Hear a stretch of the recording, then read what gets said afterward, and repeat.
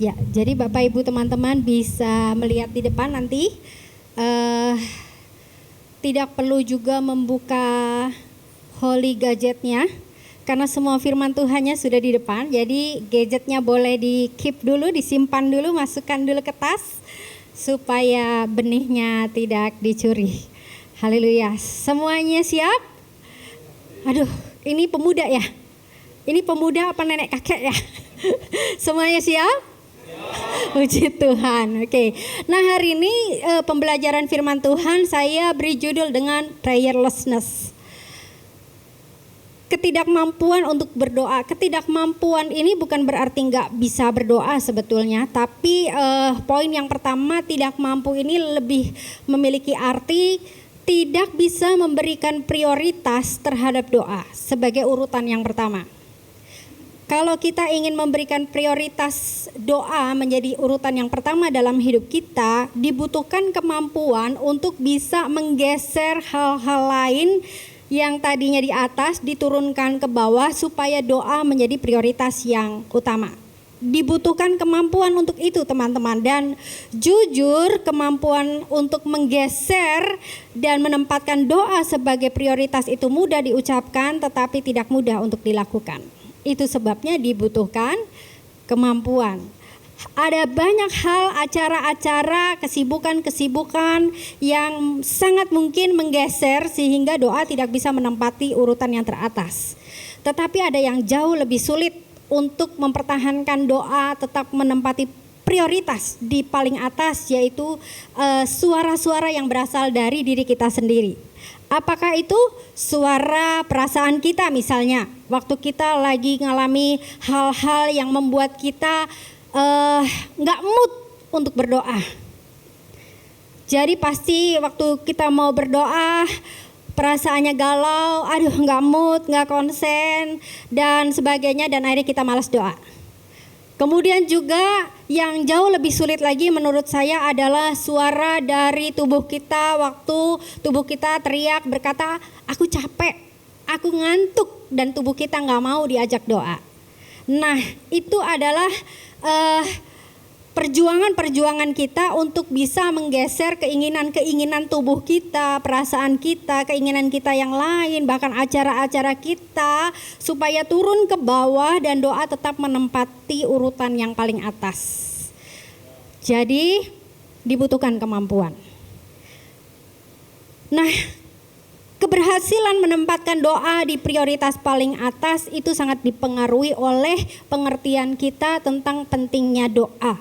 Sebab kalau kita tidak mengerti betapa pentingnya doa, kita cenderung tanpa sengaja mungkin ya, tapi cenderung memiliki sikap hati yang meremehkan doa atau mengabaikan doa. Mungkin gak maksudnya meremehkan, tapi tanpa sadar itu tersimpan di dalam hati kita sehingga kita cenderung mengabaikan dan menggantikan dengan hal-hal yang lain yang mungkin buat kita lebih asik untuk dilakukan. Nah, orang yang memiliki prayerlessness ini pada akhirnya ketika dia berdoa, doa itu seharusnya sebuah kesukaan, asik banget kalau doa seharusnya, tapi akhirnya doa itu menjadi sebuah beban yang sulit dilakukan. Dan orang yang prayerlessness ini hidup kekristenannya lebih dipenuhi aktivitas daripada hubungan dengan Tuhan. Jadi ini definisi prayerlessness yang akan saya menjadi pembelajaran kita hari ini. Dan hari ini saya bukan hanya ingin kita sama-sama melihat betapa pentingnya doa, tapi saya lebih ingin kita semua melihat betapa mengerikan, buat saya mengerikan, betapa mengerikan dampak dari prayerlessness atau dampak dari kalau kita tidak menjaga kehidupan doa kita. Nanti kita lihat seberapa mengerikan. Kalau buat saya mengerikan sekali. Kalau buat saya nanti kita lihat ya. Oke. Nah, ini kan ibadah pemuda. Orang pemuda itu biasanya kritis ya kan. Anak saya aja yang masih kecil nggak bisa kalau saya bilangin harus begini, harus begini, harus begitu, nggak bisa. Jadi saya tahu bahwa generasi hari-hari ini itu lebih kepada dia mengerti dan kemudian memikirkan sendiri dan keinginannya adalah timbul atas keputusannya sendiri. Jadi hari ini saya tidak bermaksud mengkhotbahi teman-teman, tapi saya ingin mengajak kita semua belajar, sama-sama kita belajar. Saya nggak akan bicara sama teman-teman, ayo kudu doa, ayo harus doa, jangan doa. Saya rasa itu nggak akan efektif sih untuk usia-usia teman-teman.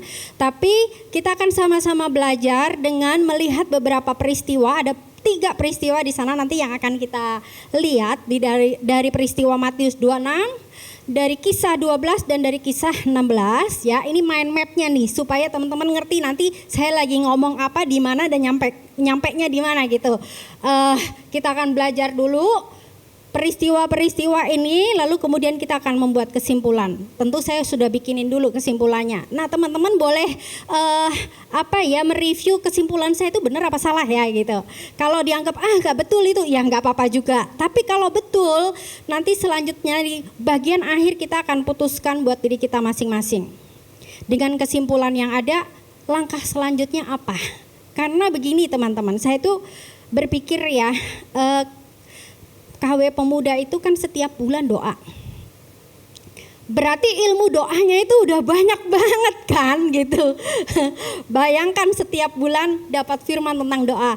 Nah, saya berpikir kayaknya nggak perlu banget loh kalau saya berdiri di sini dan menyampaikan juga ilmu tentang doa. Kayaknya nggak perlu banget gitu karena pasti udah pada pinter-pinter. Yang saya rindu hari ini adalah kita semua benar-benar berubah. Sikap kita terhadap doa benar-benar berubah. Yang mau boleh katakan amin. Ya, ini harus mengubah hidup kita. Nah, kita akan mulai. Saya boleh mau minta tolong Jamie boleh tolong baca ya. Kita akan baca di dalam Matius 26. Ya. Matius 26 ayat 36. Maka sampailah Yesus bersama-sama murid-muridnya ke suatu tempat yang bernama Getsemani. Lalu ia berkata kepada murid-muridnya, duduklah di sini sementara aku pergi ke sana untuk berdoa. Ayat 37, dan ia membawa Petrus dan kedua anak Zebedeus sertanya. Maka mulailah ia merasa sedih dan gentar.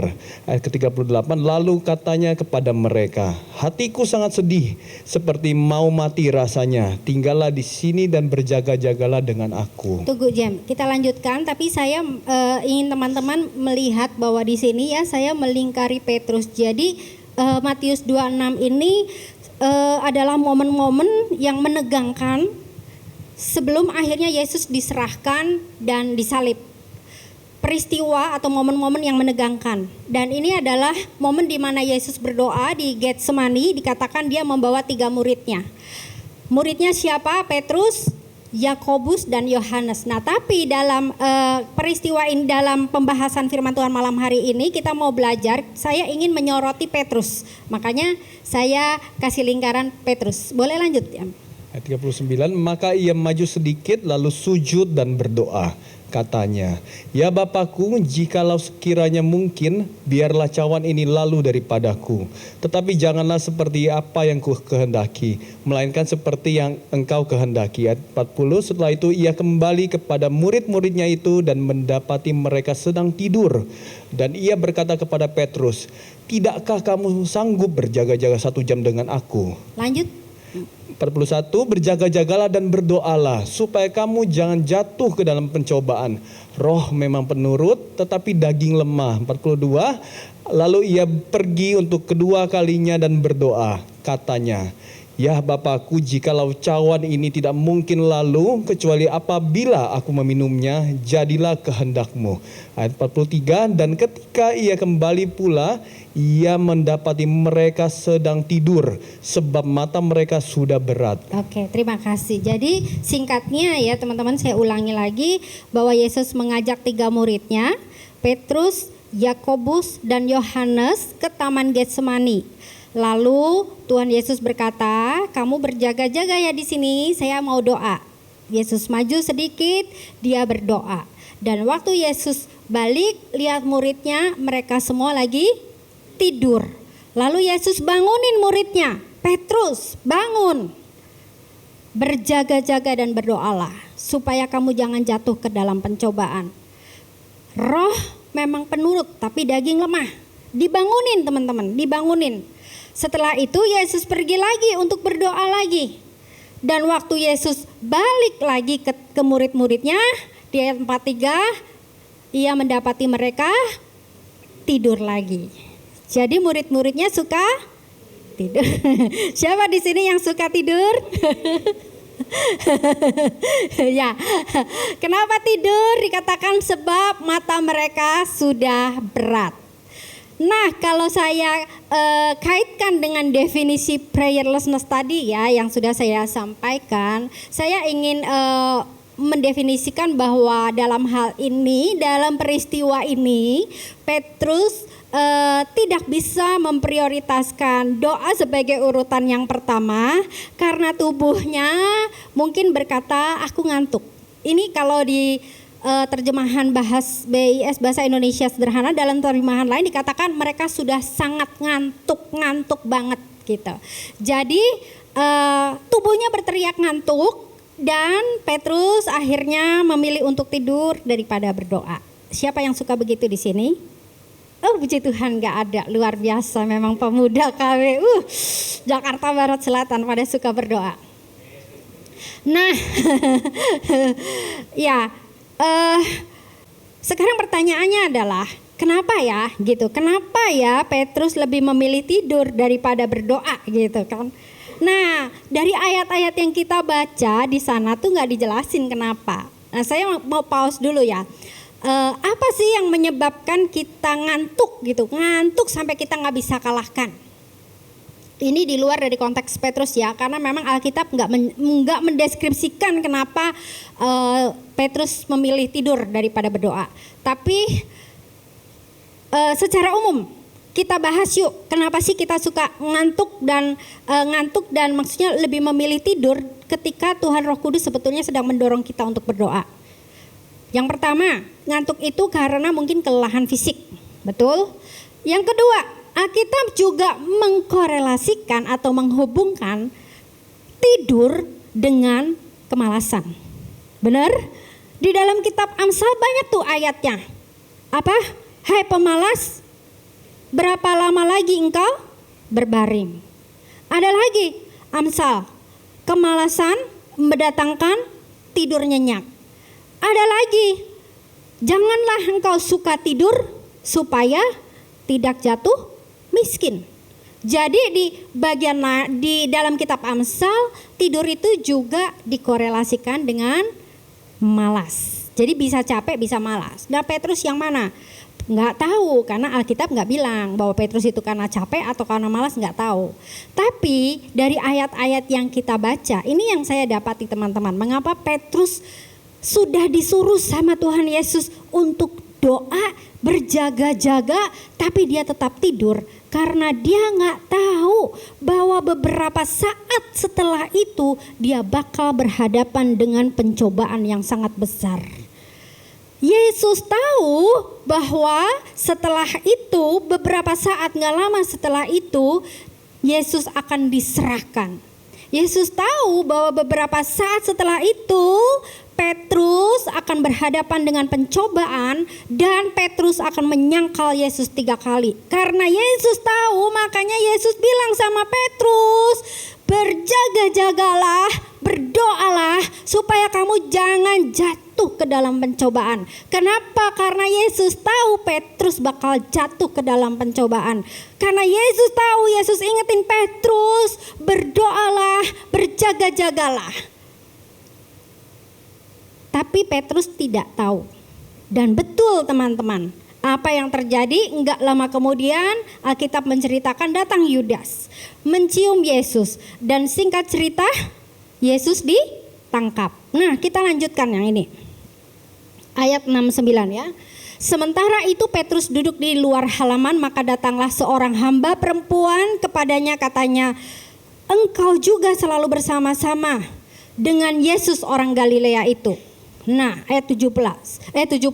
Tapi ia menyangkal di depan semua orang, katanya, aku nggak tahu apa yang kamu maksud. Lanjut ya. 71. Ketika ia pergi ke pintu gerbang, seorang hamba lain melihat dia dan berkata kepada orang-orang yang di situ, "Orang ini bersama-sama dengan Yesus orang Nazaret itu." Tapi Petrus bilang, ia menyangkal pula dengan bersumpah, "Aku tidak kenal orang itu." 73. Tidak lama kemudian orang-orang yang ada di situ datang kepada Petrus dan berkata, "Pasti engkau juga salah satu dari mereka. Itu nyata dari bahasamu." Lanjut, Petrus berkata, maka mulailah Petrus mengutuk dan bersumpah, "Aku tidak kenal orang itu." Dan pada saat itu berkokoklah ayam, maka teringatlah Petrus akan apa yang dikatakan Yesus kepadanya sebelum ayam berkokok, "Engkau telah menyangkal aku 3 kali." Lalu ia pergi keluar dan menangis dengan sedihnya.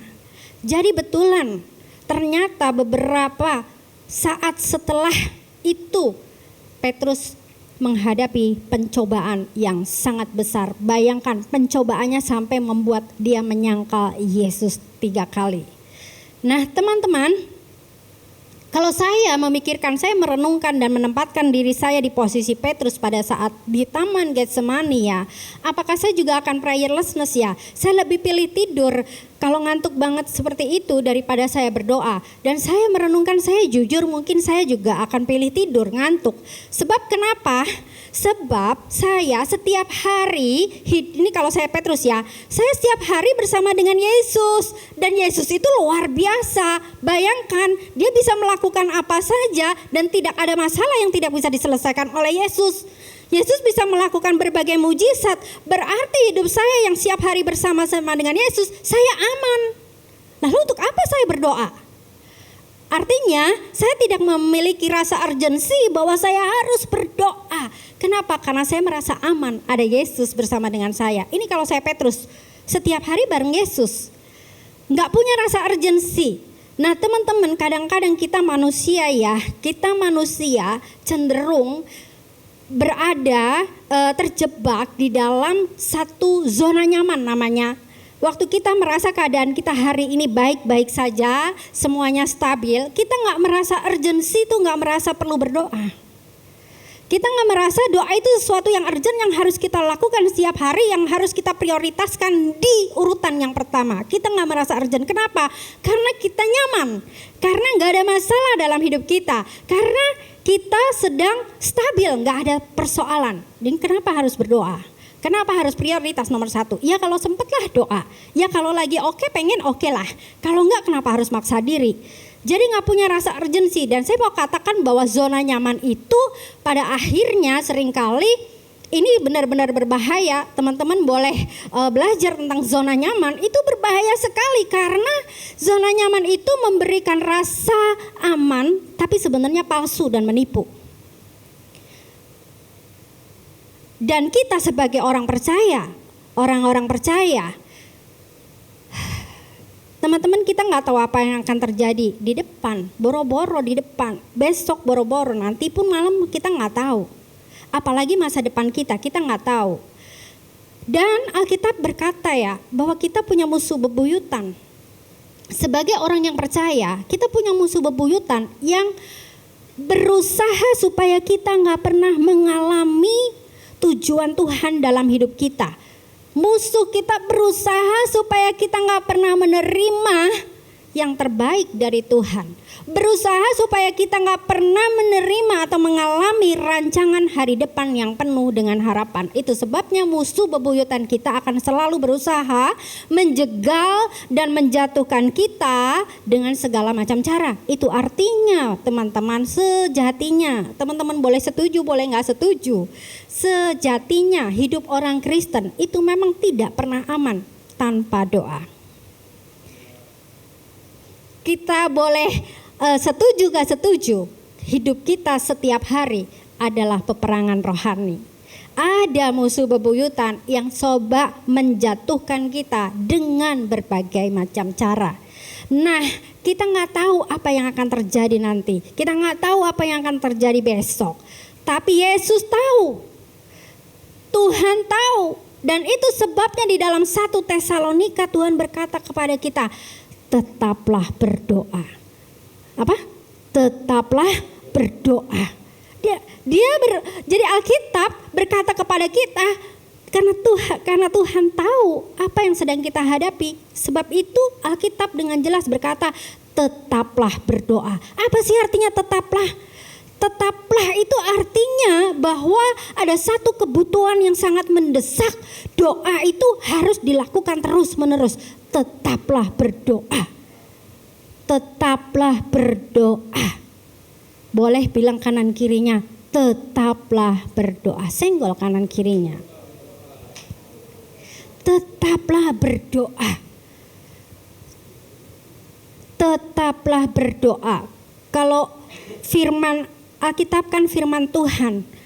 Itu sama seperti Yesus ngingetin Petrus, berjaga-jagalah dan berdoalah supaya kamu jangan jatuh ke dalam pencobaan. Maka hari ini firman datang kepadamu teman-teman dan berkata, tetaplah berdoa. Tetaplah berdoa. Tetaplah berdoa. Boleh gak bilang sama-sama? Tetaplah berdoa. 3 kali. Tetaplah. Sekali lagi. Tetaplah berdoa. Tetap itu artinya doa adalah sesuatu yang harus kita lakukan. Bukan karena ada masalah, tapi sesuatu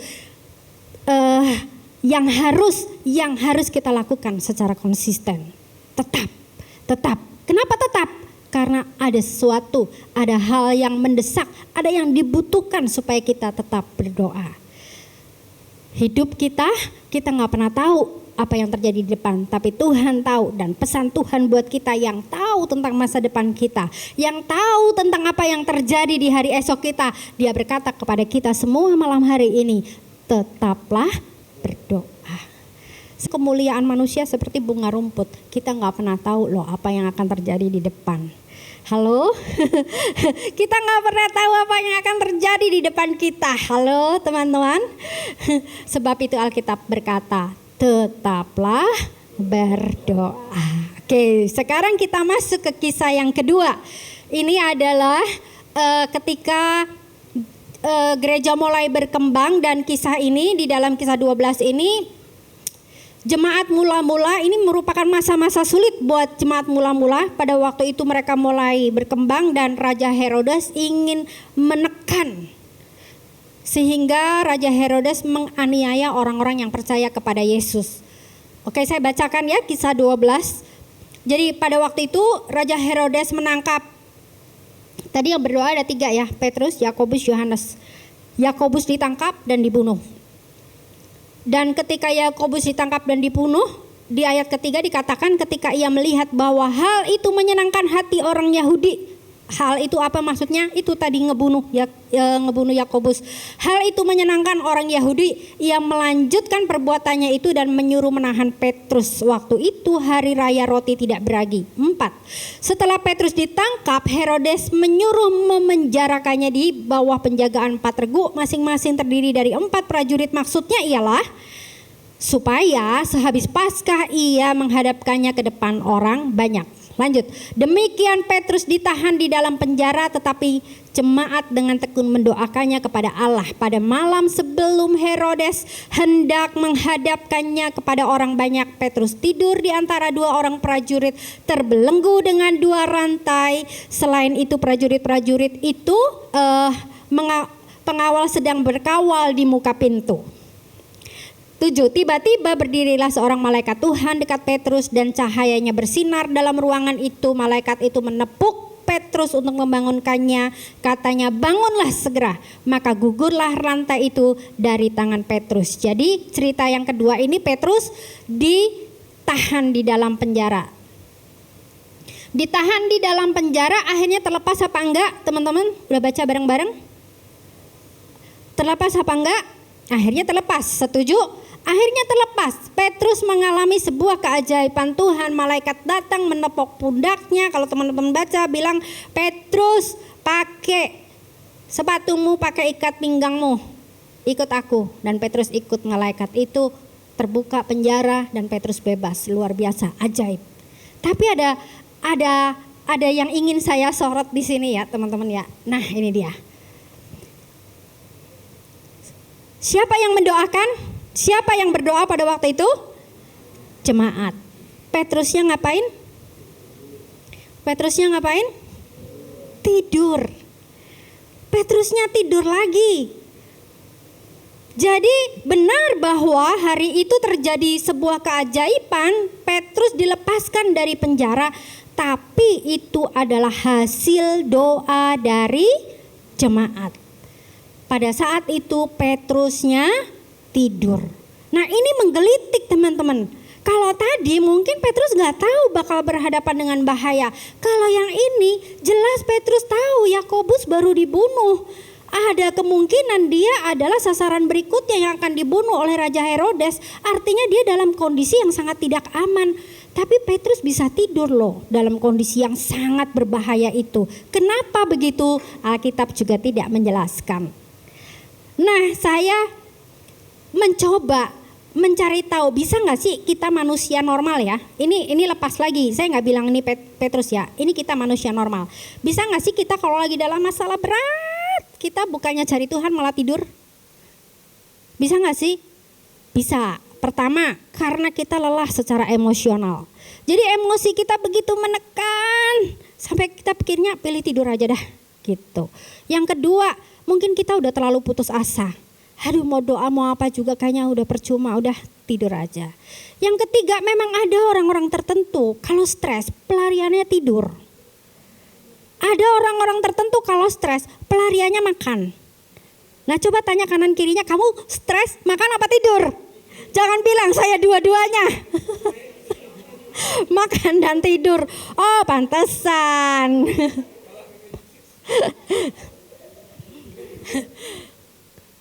Nah, jadi teman-teman di ayat yang kita baca nggak dijelaskan sih kenapa Petrus tidur. Tapi ini sekarang saya ingin mengambil kesimpulan dari dua peristiwa ini. Saya tidak mengeneralisasikan bahwa ini adalah karakter Petrus untuk semuanya hari-hari yang lain. Tapi dari dua peristiwa ini yang sudah kita pelajari ya, Petrus tidak bisa memprioritaskan doa sebagai urutan yang pertama dan yang mengalahkan. Setiap orang beda-beda loh. Tapi kali ini dalam dua peristiwa yang kita pelajari dan yang mengalahkan adalah kelemahan tubuhnya mungkin atau rasa ngantuknya mungkin. Tapi yang pasti yang jelas Petrus tidur. Jadi Petrus prayerlessness karena tidur. Nah, apa yang dihasilkan di dalam Matius 26 ketika Petrus tidur, begitu dia ketemu masalah, dia panik luar biasa sampai dia bersumpah dan menyangkal nggak kenal Yesus. Jadi prayerlessness itu membuat seseorang ketika berhadapan dengan masalah dia panik di saat krisis, lemah menghadapi pencobaan. Dalam konteks Petrus bukan hanya lemah, tapi jelas-jelas Petrus menyangkal. Petrus kalah pada saat itu menghadapi pencobaan. Jadi teman-teman, di poin ini saya mau bilang kalau kita prayerlessness ini mungkin bisa terjadi dalam hidup kita. Kita jadi orang yang gampang panik kalau kena masalah. Dan kita adalah orang-orang yang lemah dan tidak bisa menang waktu menghadapi pencobaan. Dari kisah 12, Petrus juga tidur. Dan saya menyimpulkan bahwa prayerlessness itu mengakibatkan seseorang tidak memiliki kekuatan rohani untuk menolong dirinya sendiri saat masalah datang. Benar, pada akhirnya Petrus terlepas dari penjara, tapi Alkitab menjelaskan jemaat dengan tekun mendoakannya. Dengan kata lain, pada saat itu Petrus dilepaskan oleh karena doa jemaat atau doa orang lain. Saya simpulkan berarti orang yang prayerlessness bisa sih mengatasi masalahnya. Tapi untuk bisa mengatasi masalahnya dia bergantung kepada kekuatan rohani orang lain. Bukan kekuatan rohani dirinya sendiri yang berdoa, berjuang dan menang terhadap persoalan ataupun tantangan hidupnya. Nah teman-teman, kalau kita prayerlessness maka ini juga bisa terjadi dalam hidup kita. Kita gak punya kekuatan rohani, butuh didoain orang lain. Butuh didoain pemimpin rohani kita. Lah kalau ini Petrus jemaat dengan tekun mendoakan, saya mau tanya, ada nggak yang dengan tekun mendoakan kalian? Ada nggak yang dengan tekun mendoakan keluarga kita? Ada nggak yang dengan tekun mendoakan masa depan kita? Ada nggak yang dengan tekun mendoakan pekerjaan kita? Dengan tekun mendoakan itu seharusnya tanggung jawab diri kita sendiri, teman-teman. Kita tidak bisa melemparkan kepada orang lain. Dan kalau kita tidak memiliki kehidupan doa yang baik, maka kita hanya bisa bergantung. Aduh, kudu dibesukin, ngapa ya tante lagi masalah. Jadi harus dibesukin gitu. Teman-teman mau pilih jadi seperti itu atau mau jadi perkasa secara rohani? Nah, itu pilihan kita. Lanjut, ini peristiwa yang ketiga dan yang terakhir. Ini peristiwa Paulus dan Silas yang juga sama-sama dianiaya. Tapi ini luar biasa, saya akan bacakan ya dari Kisah 16. Orang banyak itu bangkit bersama-sama menyerang Paulus dan Silas, dan para hakim kota merobek pakaian Paulus dan Silas serta memerintahkan mereka untuk memukuli dengan tongkat. Memukuli keduanya dengan tongkat. Setelah masih menganiaya Paulus dan Silas dengan banyak pukulan, mereka melemparkan ke dalam penjara dan memerintahkan kepala penjara untuk menjaga Paulus dan Silas dengan ketat. Setelah menerima perintah itu, kepala penjara memasukkan Paulus dan Silas ke bagian paling dalam dan memasung kaki mereka dengan belenggu. Nah, ada beberapa teks yang saya beri warna kuning. Ini maksudnya apa? Ini untuk meng-highlight bahwa sebelum Paulus dan Silas dimasukkan ke penjara, Alkitab itu menceritakan mereka itu dianiaya dulu secara fisik. Mereka itu diserang, pakaiannya itu dirobek, mereka itu dipukuli dengan tongkat, dengan banyak pukulan. Mereka itu dilempar, mereka itu dipasung dengan belenggu. Jadi teman-teman boleh bayangkan pada waktu mereka masuk ke dalam penjara, kondisi fisiknya itu luar biasa babak belur. Makanya kalau teman-teman lihat gambar ilustrasinya, itu penuh berlumuran darah, kakinya dipasung. Tapi yang luar biasa dari mereka adalah ini responnya. Tetapi kira-kira tengah malam Paulus dan Silas berdoa, menyanyikan puji-pujian kepada Allah, dan orang-orang hukuman lain mendengar mereka. Akan tetapi terjadilah gempa bumi yang hebat sehingga sendi-sendi penjara itu goyah, dan seketika itu juga terbukalah semua pintu dan terlepaslah belenggu mereka semua. Jadi apa yang ingin saya simpulkan di sini? Sebetulnya kalau kita bandingkan dengan Petrus dianiaya apa enggak ya sebelum dimasukkan penjara? Alkitab tidak menceritakannya. Tetapi yang jelas Paulus dan Silas diceritakan dengan sangat detail apa yang mereka alami sebelum masuk ke dalam penjara. Berarti teman-teman, Paulus dan Silas tidak membiarkan teriakan-teriakan tubuhnya menggeser prioritas doanya kepada Tuhan. Mungkin tubuhnya pada waktu itu bilang sakit luar biasa, ya dong, namanya dipukuli. Sakit luar biasa, tapi Paulus tidak izinkan itu menggeser prioritasnya. Yang namanya capek bukan capek lagi, yang namanya ngantuk, ya pasti ngantuk, namanya disiksa ya teman-teman. Kita nggak usah disiksa aja kita ngantuk, betul? Di sini ada yang ngantuk. Kita lagi disiksa. Tapi Paulus dan Silas tidak mengizinkan semua itu menggeser prioritasnya untuk tetap doa nomor satu. Doa nomor satu. Doa nomor satu. Jadi Paulus dan Silas adalah orang yang prayerfulness. Jadi teman-teman, orang yang prayerfulness itu adalah gak peduli ngantuk kayak apa, doa nomor satu. Gak peduli malas kayak apa, doa nomor satu.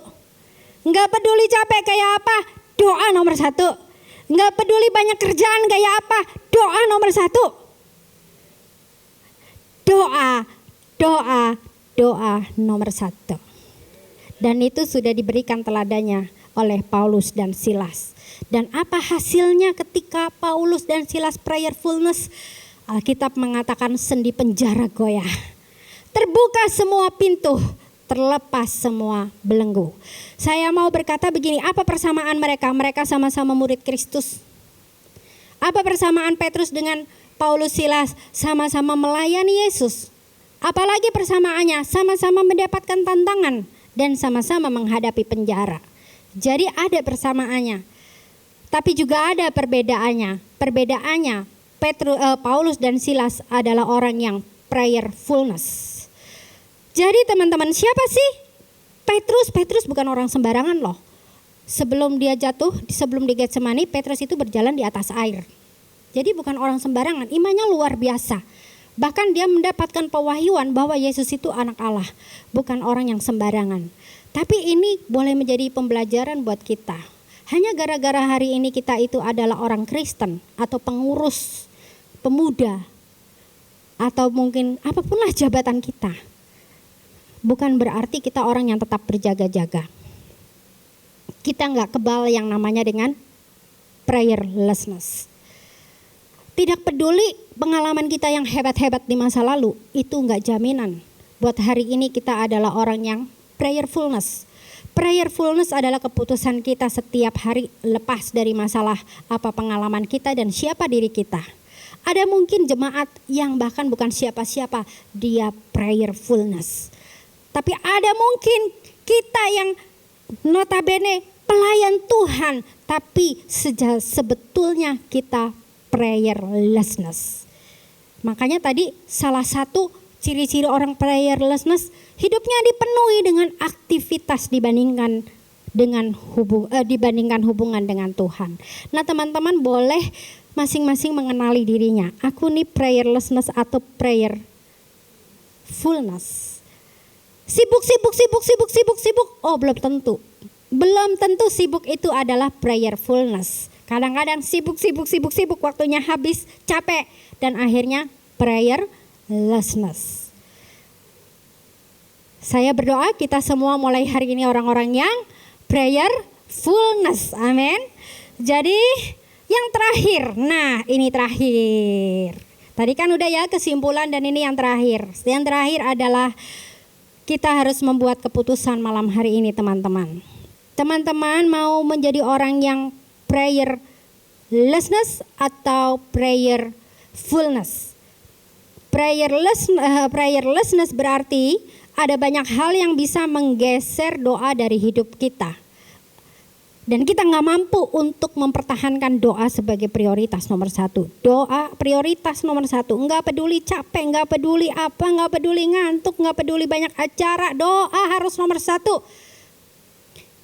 Kalau kita prayerlessness teman-teman, maka mungkin kita nggak seperti Paulus dan Silas ataupun Petrus yang secara fisik kita dimasukkan ke dalam penjara. Penjara itu kan bicara tentang tempat yang gelap, yang pengap, yang sumpek. Mungkin secara fisik kita nggak begitu teman-teman, nggak dijeblosin ke penjara hari ini. Tapi secara rohani kita berada di dalam kegelapan yang sama seperti penjara. Bisa orang Kristen bisa ke gereja tapi nggak pernah bisa melihat banyak hal, kebenaran firman Tuhan, pewahyuan firman Tuhan. Kita kehilangan pandangan akan tujuan Tuhan yang besar bagi hidup kita. Kita kehilangan pandangan kehendak Tuhan yang sempurna bagi hidup kita. Kita ke gereja tetapi maaf kita menjalani kehidupan kita tidak sesuai dengan kehendak Tuhan. Kalau kita prayerlessness mungkin kita nggak diborgol seperti Petrus. Mungkin kita nggak dijagain sama tentara. Mungkin kita nggak dibatasi dengan pintu rel besi. Tapi mungkin secara rohani kita hidup dalam banyak keterbatasan. Siapa yang tahu kalau hari ini kondisi rohani kita sedang mengalami stagnasi. kita berjalan di tempat gak ngalami keintiman dengan Tuhan dan gak ngalamin pertumbuhan dalam rohani kita dengan Tuhan. Setiap saat yang kita jalankan hanya rutinitas. Teman-teman, kalau kita prayerlessness, maka itu akan membawa kita kepada satu keadaan di mana kita mengalami stagnasi. Stagnasi ini bisa bicara tentang pribadi kita. Banyak hal dari hidup kita yang mandek, yang gak bertumbuh. Tapi stagnasi juga bisa bicara dalam pelayanan yang teman-teman, Bapak Ibu, teman-teman di sini adalah para pengurus pemuda mungkin. Stagnasi itu juga bisa terjadi di dalam pelayanan kita. Stuck, nggak ada pertumbuhan. Pertumbuhan kualitas juga enggak, pertumbuhan kuantitas juga enggak. Artinya kita sedang mengalami stuck, mandek. Kita mungkin nggak sadar kita terjebak dalam sebuah pola yang gak membuat kita bertumbuh. Kalau kita prayerlessness, maka kita bisa mengalami yang namanya ketidakberdayaan. Gak berdaya teman-teman, waktu kita berhadapan dengan pencobaan, kita gak bisa menang, kita panik, kita kalah. Kalau saya pribadi, buat saya ini mengerikan. Buat saya ini mengerikan. Saya nggak mau kehilangan tujuan hidup Tuhan dalam hidup saya. Saya nggak mau jemaat yang saya layani kehilangan pandangan tentang tujuan hidup dan kehendak Tuhan bagi mereka. Saya nggak mau. Saya mengalami stagnasi. Saya juga nggak mau pelayanan yang Tuhan percayakan ataupun setiap jemaat yang Tuhan percayakan mengalami stagnasi, mandek. Gak tahu bagaimana cara keluar dari masalah. Saya gak mau, buat saya ini sangat mengerikan kalau kehidupan Kristen kita seperti ini. Saya juga gak mau kalau saya menjadi orang yang mudah menyerah. Kita semua menjadi orang yang mudah menyerah. Saya gak mau. Itu sebabnya buat saya mengambil keputusan. Saya mau menjadi orang yang prayerfulness. Mudah, tidak mudah. Tapi saya sudah mengambil keputusan, saya mau jadi orang yang prayerfulness. Kenapa? Bukan karena saya hebat, karena saya nggak mau mengalami akibat atau dampak dari prayerlessness. Nah sekarang saya kembalikan kepada teman-teman. Apakah teman-teman mau mengalami dampak atau akibat dari prayerlessness? Masing-masing kita bisa memutuskan untuk diri kita sendiri. Tapi hari ini saya berdoa firman Tuhan itu benar-benar membuka pikiran teman-teman. Berbicara di dalam hatimu teman-teman. Ini gak main-main loh kalau prayerlessness loh. Kamu gak sadar loh, mungkin secara rohani kamu lagi dikurung. Ada banyak hal yang Tuhan sediakan buat kita dan itu belum kita terima. Ada banyak pewahyuan yang mungkin Tuhan ingin sampaikan kepada kita dan kita gak pernah terima. Ada banyak hal yang Allah ingin kerjakan dalam hidup kita dan kita tidak pernah menuju ke sana. Ini mengerikan loh teman-teman. Kalau kita jadi orang Kristen tapi kita prayerlessness, itu menyeramkan. Buat saya ini menyeramkan. Nah hari ini teman-teman, saya memutuskan saya mau prayerfulness. Prayerfulness itu seperti apa? Kita harus hidup di dalam konsistensi doa. Doa itu harus konsisten. Bukan karena kita lagi sempat, bukan karena kita lagi mau, bukan karena kita lagi mood. Doa itu harus konsisten. Sebab itu tetapkan jadwal yang jelas yang sudah kita komitmenkan kepada Tuhan. Ini jam ini Tuhan, saya mau persembahkan buat Tuhan. Konsisten di sana dan pertanggungjawabkan kepada Tuhan. Sebetulnya untuk apa sih harus pakai jam-jaman? Sebetulnya gampang untuk menunjukkan keseriusan kita sama Tuhan doang sih. Yang kedua, hidup dalam kewaspadaan. Jadi menjadikan doa itu bukan nanti tunggu ada masalah baru kita berdoa, tapi berjaga-jaga sebelum masalah itu datang. Pada akhirnya kita punya pilihan sih teman-teman, kita itu mau doanya kapan? Tunggu ketemu masalah, benjol dulu, babak belur dulu baru doa, atau sebelum kita benjol, sebelum babak belur, kita doa, dan waktu kita doa, maka sebenarnya di sana manusia rohani kita sedang terus bertumbuh. Dan kita menjadi raksasa rohani, waktu tantangan datang, kita bisa menghadapinya. Kalau kita mau prayerfulness, maka kita hidup intim dan bergantung kepada Tuhan. Kalau prayerlessness, bergantung pada orang lain, bergantung kepada kekuatan manusia lain. Tapi kalau orang yang prayerfulness, dia bergantung kepada Tuhan, dia intim dengan Tuhan. Oh, dia bergantung kepada Tuhan. Amin. Saya berdoa kita semua malam hari ini adalah orang-orang yang prayerfulness. Yang mau boleh katakan amin. Silakan teman-teman. Teman-teman, saya memotivasi KW Pemuda Jakarta Barat Selatan. Kalau kita mau rebut anak-anak muda, kita mau mengalami terobosan, kita mau mengalami belenggu-belenggu itu patah, pintu-pintu dibukakan. Oh, tidak ada jalan lain selain daripada prayerfulness. Nah ya, kalau kita tetap konsisten, jaga, tetap doa, pasti terobosan akan terjadi. Saya berdoa terobosan terjadi buat pemuda Jakarta Barat Selatan. Amin. Saya berdoa di tempat pelayanan teman-teman pemuda semuanya boleh mengalami terobosan karena prayerfulness. Ajaklah semua teman-teman jemaat pemuda, ayo kita doa yuk, kita doa rantai yuk, ayo kita doa yuk, ayo kita doa yuk, ayo kita doa yuk. Yang bisa kita lakukan cuma doa, tapi doa itu ajaib.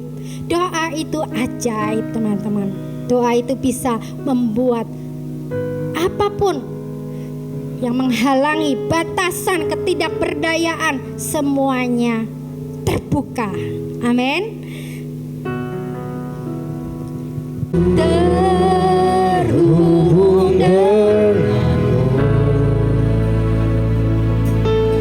selalu melekat di hatimu. Firman-Mu itulah dasar hidupku yang berdaulat atasku. Kita semua pasti udah tahu bahwa ketika manusia jatuh ke dalam dosa, Adam dan Hawa, manusia terpisah dari kemuliaan Allah. Dan Yesus datang karena dia ingin mengembalikan hubungan kita dengan Bapa di surga. Kita semua adalah orang-orang yang sudah percaya dan menerima Yesus. Artinya sesuatu yang tadinya sudah terputus dihubungkan lagi oleh karena Yesus. Kalau kita terhubung dengan Bapa di surga, kita terhubung dengan surga. Itu luar biasa. Dan iblis tahu itu teman-teman. Masalahnya gimana caranya supaya gak terhubung? Karena kita udah terima Yesus. Satu cara yang bisa iblis lakukan, dia akan buat kita tidak berdoa. Kita boleh jadi orang Kristen, kok kita gak berdoa, hidup kita gak terhubung dengan Tuhan, kita gak punya keintiman dengan Tuhan. Nah sekarang saya mau tanya, kalau teman-teman tahu itu yang akan iblis lakukan untuk mencuri banyak hal dari hidup kita, apakah teman-teman mau lepaskan itu atau enggak? Aku akan doa, aku akan tetap berdiri untuk semua yang Tuhan sudah janjikan dalam hidupku. Saya ingin mengajak, di sini ada beberapa pengurus pemuda tentunya dari gereja masing-masing. Yuk kita bawa di hadapan Tuhan malam hari ini. Jangan jadikan doa setiap bulan ini jadi acara rutinitas gak guna. Hari ini kita mau satukan hati. Doa teman-teman bawa ya gereja lokal kita masing-masing. Teman-teman bawa ya pelayanan pemuda kita. Dan kita berdoa minta Tuhan malam hari ini Tuhan, kami mau berdoa. Prayerfulness Tuhan membuat setiap belenggu itu harus dipatahkan. Prayerfulness Tuhan membuat pintu-pintu itu harus terbuka. Kami berdoa untuk jiwa-jiwa yang Tuhan percayakan. Kami berdoa untuk teman-teman yang bersama-sama dengan kami. Yuk kita doa Tuhan. Irabasyakayata rabasere arabasyandayata kase. Oh riharabatasyakayarase. Malam hari ini kami berdoa, kami berkata, setiap kegelapan harus pergi dalam nama Yesus. Setiap kegelapan harus pergi dalam nama Yesus. Terang Tuhan terbit atas gate pemuda GPDI Jakarta barat, selatan. Terang Tuhan terbit atas kami. Malam hari ini kami berdoa di dalam nama Yesus. Kegelapan harus pergi dari setiap jiwa-jiwa yang kami layani. Hirabasya kayata karabasi kayata se. Haleluya, haleluya, haleluya, haleluya.